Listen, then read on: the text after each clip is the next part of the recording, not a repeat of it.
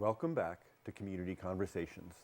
My guest today is Karen Drake, an assistant professor of law at the new law school here in Thunder Bay at Lakehead University. Welcome back, Karen. Thank you. So we were just talking about some of the traditional laws, and in a way I'm kind of going, law and culture, from my kind of vocabulary, seem to be kind of together here in a way. Yeah, that's actually a great observation. So there's a sort of movement right now to call teachings of Indigenous peoples law, right? To recognize them as law. And there are a whole number of reasons for that. But what we're talking about isn't anything new. It's essentially knowledge, right? It's traditional knowledge, it's Indigenous knowledge, it's Indigenous teachings. For some people, you might simply equate it with culture. But what we're talking about are those principles that, as I mentioned, have normative force, right? That tell us how to live, that give us instructions about what we should be doing. And so what are some of those principles? Okay, good question. And so you asked me specifically about examples that we might glean from natural law, right? So from interactions with nature. And so before I start to talk about specifics, one thing I do have to do is basically just recognize that I'm not an authority on this, and I don't want to set myself up as an authority. So when you talk to elders, one of the first things elders will say to you is, I don't know much at all. But then you start listening to them and you think, okay, they seem like they know a lot to me. But what they're doing is exercising humility, right? So one of the 7 grandfather teachings for the Anishinaabe, humility. And that really goes along with the Anishinaabe notion of truth. And I've heard different dialects or different words for truth in the Anishinaabe language. I've heard Debwewin, and I've also heard Wadebwe. But the translation that I've heard from Basil Johnston, who's an elder from the Chippewas of Nawash First Nation, who just recently passed away, is that truth should not be understood as an objective truth that's out there.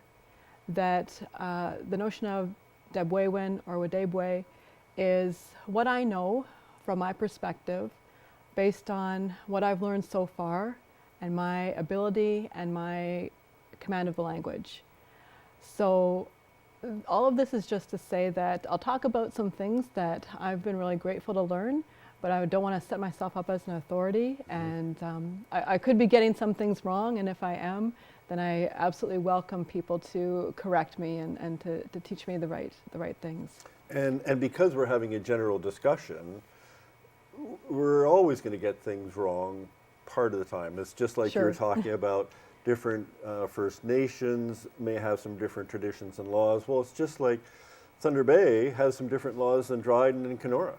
So we can talk about the laws, but they're not always the same. It depends where you go. Absolutely. And so this really is a reflection of the complexity of our societies, I guess. Yeah, and that same principle is absolutely true even within Anishinaabe communities. So, I mentioned avoiding pan-Aboriginalism, but even different Anishinaabe communities have different laws as well. So one example that I can talk about is I was really fortunate, and I'm really grateful for a trip that I went on this past fall to the Chippewas of Nawash First Nation that I mentioned, which is in southern Ontario. And there, one of the elders took us on a walk and actually pointed out a number of different things to us and basically told us legal principles that we could glean from nature. And just one example is we stopped and took a look at 2 trees. And one of the trees was healthy, flourishing, green leaves, robust. The other tree was scrawny, dying, not very many leaves. And they're right beside each other, and the elder asks us, well, what's the difference? What's the difference between these 2? And when you take a look at them, you realize that the one that was flourishing and robust, it was growing out of the soil. And the one that wasn't was just kind of perched on a rock. right? A sort of barren area with no soil supporting it.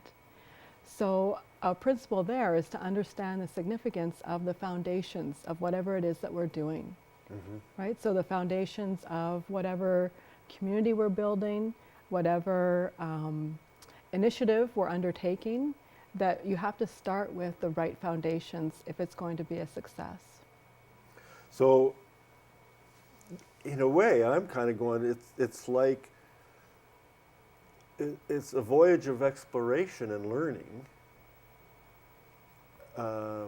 as opposed to a book with everything written down in it. Which is how we kind of conceptualize laws sometimes. You can look them up in a book, and here it says, look, see right here, you broke the law. Whereas, am I on the right track? Yeah, absolutely. No, you're absolutely characterizing it correctly. So, from a Western perspective, there are different theories of law, but one that has been very prominent throughout recent times is called positivism. And positivism says that in order for something to be a law, so in order for a rule or a principle to be a law, it has to come from the right kind of source. And positivism says that the right kind of source is whatever source society deems to be authoritative. So for instance, the legislature or the courts, right? So as I mentioned, hierarchical law comes from some top-down authority. Whereas for many Indigenous nations, it's essentially the reverse, right? So many Indigenous nations, and Anishinaabe is one example, have customary law. So law is what emerges from essentially practices, right? It's more bottom-up as opposed to the Western top-down approach.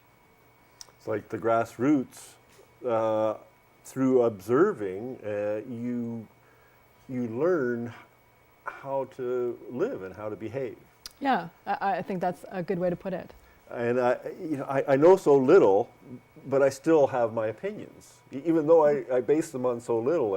And one of them is that we as white society have a lot to learn in terms of how we interact with nature.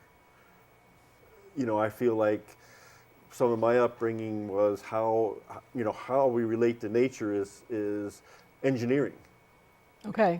That we can do these things, and determining how many trees we can cut down, and the rules we develop around it. And just in my lifetime, I've seen those rules change in terms of how we harvest those resources. And I kind of go, well, nowhere in there hardly is there this idea that we're stewards of the land. And I think that was so important, and that's what I've tried to do in my own little world, my own little piece of land, that I have some interaction with. And I kind of go, I need to know more, because I think, and what I'm hearing from you is that there's this history of generations after generations of people living in harmony with their environment, and that creates the foundation of how we move forward, so that we can continue to do that into many generations in the future. Yeah, I think you've actually hit on another really interesting difference between Western laws about land, Western conceptions about land, and at least some Indigenous conceptions about land. So you mentioned the notion of being stewards of the land. I think for at least some Anishinaabe people, it actually goes further than that. And again, I don't want to purport to speak for all Anishinaabe people. Well, because then I'm going to hold you right there, because Okay. we need to take another short break. Please stay with us. We'll be right back.